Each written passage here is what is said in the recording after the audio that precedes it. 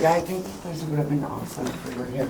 These two women used to be homeless. Jacqueline Stewart and her partner, Tia Parmeter, saw a lot they didn't like on the streets and in shelters, including the treatment of LGBT people. Lots of times I didn't even want to leave my room. I didn't want to, if I were to leave my room, I heard people making fun of people. Stewart and Parmeter are excited Manitoba now has a space for homeless LGBT people here at the Salvation Army. The space is not only a first for Manitoba, but also the Salvation Army in Canada. This would have meant so much to us when we were here, and it will mean so much to other people who will come here. So this is the space that we have. The Salvation Army is dedicating 15 rooms to the LGBT community.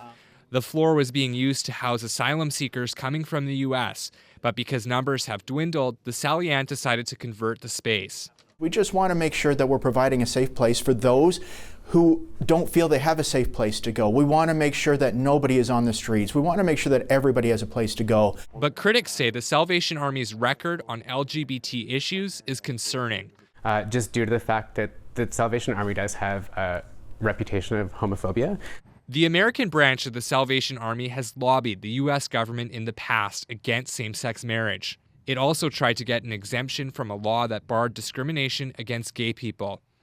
The Rainbow Resource Center says to gain its trust, they need to work with LGBT advocates. We don't feel that the Salvation Army has done a great job in terms of reaching out to community and making sure that their staff are trained to work with LGBT populations. Major Rob Kerr says the motivation for creating the new space was simple.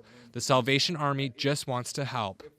I'm really hoping that our actions here demonstrate that we are wanting to help people. We serve without discrimination. Salvation Army headquarters in Canada backed the Winnipeg chapter, but neither the Sallian nor Kerr would specifically say if the organization's views on gay people have changed.